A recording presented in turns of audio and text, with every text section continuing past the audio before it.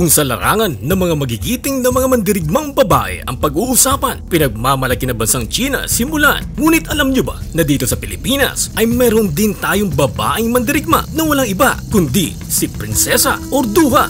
Sino nga ba si Orduha? Totoo nga ba siya o isang alamat lang? Halina't ating alamin. It's time, solid archers. Welcome to Watchlight, kung saan asintado ang bawat kaalaman. Si Orduha ay isang kilalang mandirigmang prinsesa at kinikilalang isang magiting na babae sa probinsya ng Pangasinan sa Hilagang Luzon. Ang pangalang Orduha ay hinihinalang nagmula sa sinaunang wikang Sanskrit at the variation ng pangalang Udaya nang ibig sabihin ay sumikat o sumikat na araw. Isa rin itong variation ng pangalang Urja nang ibig sabihin naman ay hininga. Ang isang historical reference ng kwento ni Orduha ay matatagpuan sa salaysay ng paglalakbay ni Ibn Battuta, isang Muslim na manlalakbay mula sa Morocco. Si Prinsesa Orduha ay isang magiting na mandirigma ng isang matriarchal dynasty. Siya ang ika-14 na siglong pinuno ng dinastiyang kaharian ng Tawalisi sa Pangasinan, isang malawak na lugar na nasa tabi ng baybayin ng Lingayen-go at China Sea. Ang Pangasinan ay isa sa mga kinikilalang mahalagang kaharian noon at ang kapangyarihan ng soberanya nito ay singtumbas sa hari ng China. Siya ay hinubog sa sining ng digmaan mula pa noong siya ay bata pa at naging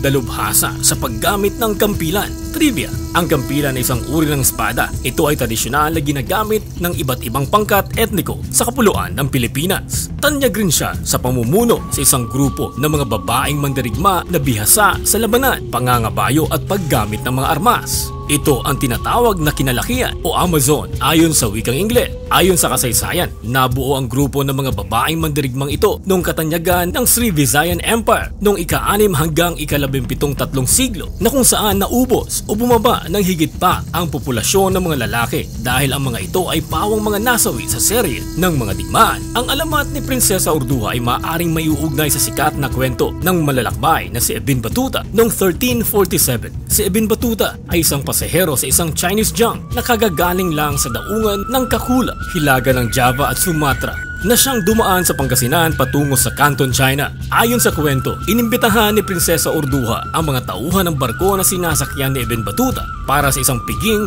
na siya namang tinanggihan ng mga Arabo, na siyang ikinagalit ng prinsesa. Dahil dito ay ipinatawag nito at dito laking gulat ni Ibn Battuta nang masilayan niya ang prinsesa sapagkat ito ay nakadamit ng pinakamagarang kasuotan na pinalamutian ng mga mamahaling bato at napapaligiran ng matapang at tapat na mga lalaki at babaeng mandirigma. Nakadaong palad ni Ibn Battuta si Prinsesa Orduha na siyang nagbahagi sa kanya ng mga ekspedisyon na nagawa nito. Maging isinalaysay din ni Battuta na pinabaunan siya ng prinsesa ng mga bagong kasuotan para sa kanyang paglalakbay, mga elepante na nagdadala ng mga sako-sakong bigas, 2 kalabaw at 10 barko, 4 na malalaking banga na puno ng luya, paminta, lemon at mangga. Gayunpaman, sa kabila ng mga salaysay na ito, marami pa rin nagtatanong patungkol sa kasaysayan ni Prinsesa Orduha. Isa nga ba siyang parte ng ating kasaysayan o isa lamang siyang alamat? Ayon sa isa sa mga pinakamahalagang tribong etno-linguistiko sa rehiyon ng Cordillera, ang Ibaloy, na siyang nagsasabing si Prinsesa Orduha ay tunay ngang parte ng ating kasaysayan dahil kanilang idinidiin na may malalim na kaugnayan si Orduha sa kanilang kultura. At ayon din sa mga ito, ang Deboka ay salitang Ibaloy